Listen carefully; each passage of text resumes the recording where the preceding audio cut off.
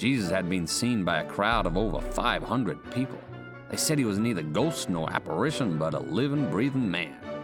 I searched high and low, from one side of the city to the other. I ran until my legs ached and my lungs burned. But in the end, the chase was in vain, and the trail gone cold. I returned to my office tired and dejected.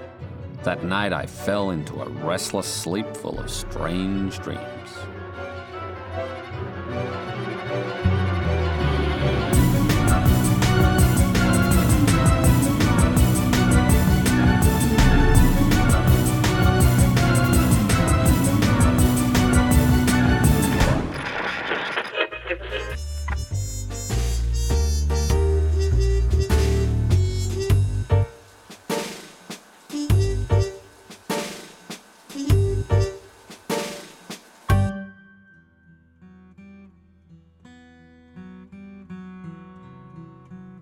I woke with the sun in my eyes. I looked around the office and saw that it was different, very different.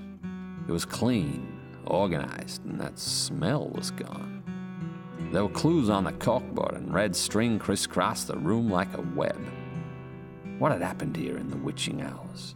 Had someone broken in, cleaned, pieced together the case, and left without taking a single item?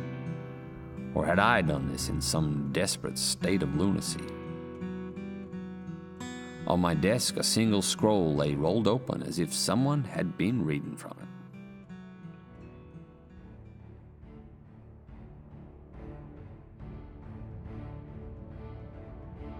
Moses summoned all the elders of Israel and said to them, "Go at once and select the animals for your families and slaughter the Passover lamb. Take a bunch of hyssop, dip it into the blood in the basin, and put some of the blood on the top and on both sides of the doorframe. None of you shall go out of the door of your house until morning. When the Lord goes through the land to strike down the Egyptians, he will see the blood on the top and on both sides of the doorframe, and will pass over that doorway. And he will not permit the destroyer to enter your houses and strike you down. Obey these instructions as a lasting ordinance for you and your descendants. When you enter the land that the Lord will give you as he promised, observe this ceremony. And when your children ask you, what does this ceremony mean to you? Then tell them, it is the Passover sacrifice to the Lord, who passed over the houses of the Israelites in Egypt and spared our homes when he struck down the Egyptians. These are the regulations for the Passover meal. They must be eaten inside the house. Do not break any of the bones." Then I remembered what the centurion had said. We broke the legs of the two men either side of Jesus, but we did not break his, for he was already dead. It was the same pattern. The scriptures were pointed to Jesus, and that on this Passover he was the lamb whose bones had not been broken, the sacrifice given so the people could be saved. Once again I saw that there was a connection, but I could not grasp what it meant. How did it help to solve the case before me?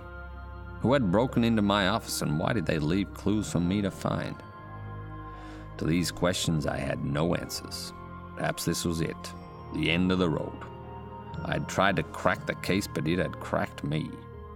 I was more of a hard-boiled egg than a hard-boiled detective.